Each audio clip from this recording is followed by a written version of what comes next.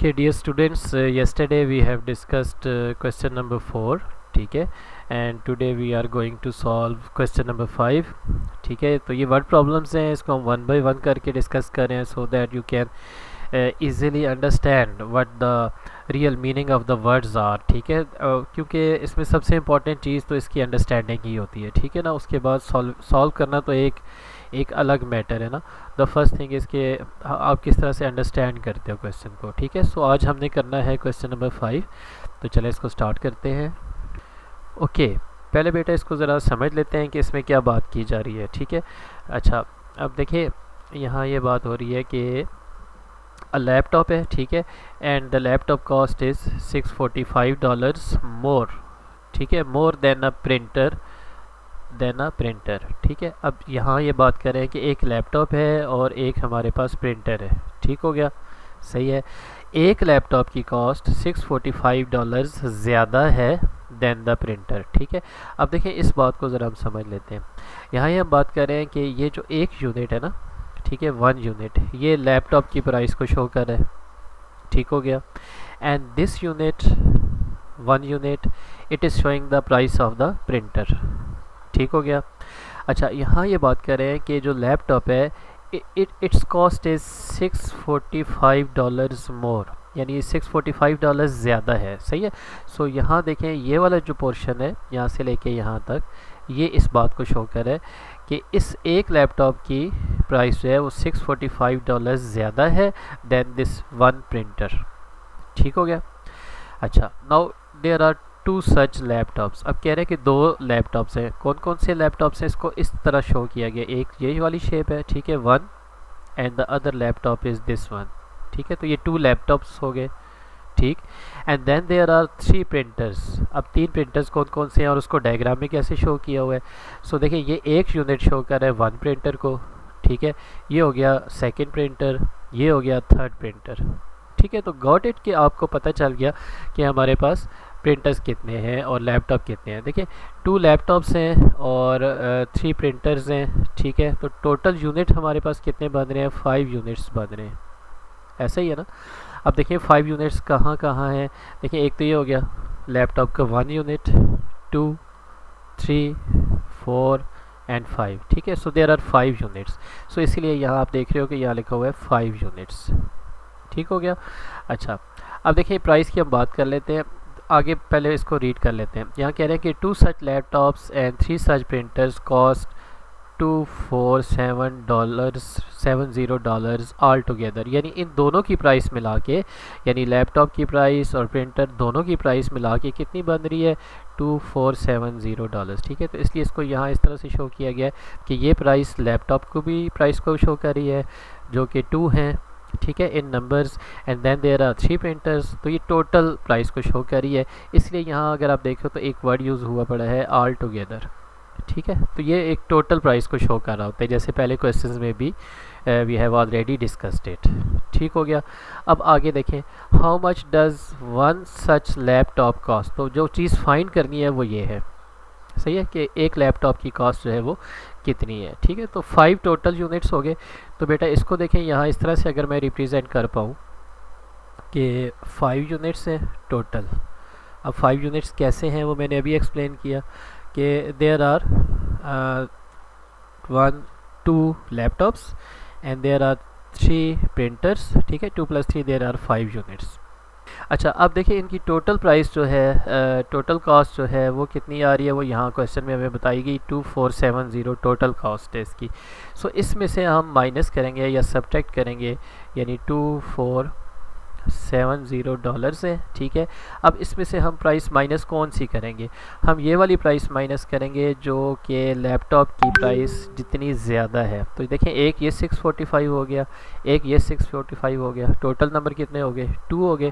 तो इसको 2 से हम मल्टीप्लाई करा देंगे, यानी 2 × 645.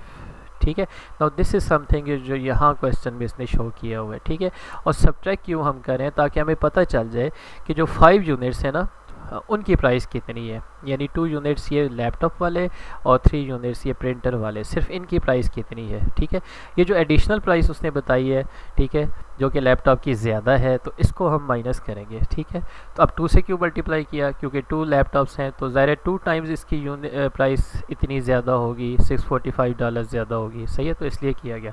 सो अब बेटा इसको कैलकुलेट कर लेते हैं, क्योंकि एक कैलकुलेटर वर्जन वाला क्वेश्चन है, आप वैसे भी कर सकते हैं। ठीक है, अच्छा अब देखें 2 मल्टीप्लाई 645, तो ये मेरे पास आ रहा है 1290, मतलब 2470 माइनस 1290। ठीक हो गया। अच्छा अब इसको अगर हम माइनस करें तो हमारे पास आंसर क्या आएगा, ये देख लेते हैं। 2470 जो कि टोटल प्राइस थी लैपटॉप प्लस प्रिंटर की। अब इसमें से सब्ट्रैक्ट हम करेंगे बेटा 1290, तो ये हमारे पास सारे 1180। सही है, सो यहाँ जो आंसर आपने लिखना है इस ब्लैंक में, हेयर यू विल राइट 1180, और ये डॉलर्स का साइन यहाँ मेंशन हुए पड़ा है। ठीक है, तो आपने इस प्राइस को यहाँ लिख लेना है, इजी हो गया। सही है, आप इसको मैनुअली भी ऑब्वियसली कर सकते हैं। ठीक है, 2470 में से 1290 आप मैनुअली भी सब्ट्रैक्ट कर सकते हैं। ठीक है, ज़रूरी नहीं कि कैलकुलेटर आप यूज़ कीजिए। अच्छा अब देखिए हमने फाइंड करनी है 1 यूनिट की प्राइस। ठीक है, प्राइस ऑफ 1 यूनिट। अच्छा ये जो प्राइस आई है ना, ये हमारे पास 5 यूनिट्स की प्राइस आई थी, जो ये डॉलर्स में आई, और ये कितनी थी बेटा 1180। ठीक है, या अब देखें 5 यहाँ मल्टीप्लाई हो रहा है यूनिट्स के साथ, सो इसको मैं अगर यहाँ शिफ्ट कर दूँ तो यू नो कि इट विल डिवाइड, जिस तरह हमने आसान करके समझा हुआ इस बात को। वरना आप ये भी कर सकते हैं कि डिवाइड बाई 5 कर लें ऑन बोथ साइड्स, यानी यहाँ भी 5 से डिवाइड कर लो, यहाँ भी कर लो, तो ये 5 से कैंसिल हो जाएगा, तो यहाँ 1 यूनिट आ जाएगा। ठीक है ना, तो दोनों तरीके ठीक हैं, जैसे पहले भी हमने डिस्कस किया, so it doesn't matter. So 1 unit बेटा, 1 unit will be equals to, अब 1180 को आप डिवाइड कर देंगे 5 से। ठीक है, so just to save the time मैं इसको मैनुअली नहीं कर रहा हूँ। 1180 आप डिवीजन को अच्छी तरह हम अंडरस्टैंड कर चुके हैं क्लास में। ये 5 आ गया बेटा, ये आ गया 236। ठीक है, तो यहाँ आ गया हमारे पास डॉलर्स 236। अब ये जो अमाउंट है 236, ये आपने यहाँ बेटा लिख लेनी है। ठीक है, इधर। अच्छा यहाँ जो है, यहाँ आप लिखोगे ये वाली अमाउंट जो हमारे पास ये आई थी 1180।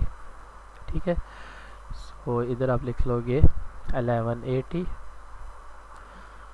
इनफैक्ट इस एरो को मैं ठीक कर दूँ, ये आपको कंफ्यूज ना करे, ये आपने 1180 यहाँ ब्लैंक में लिखना है।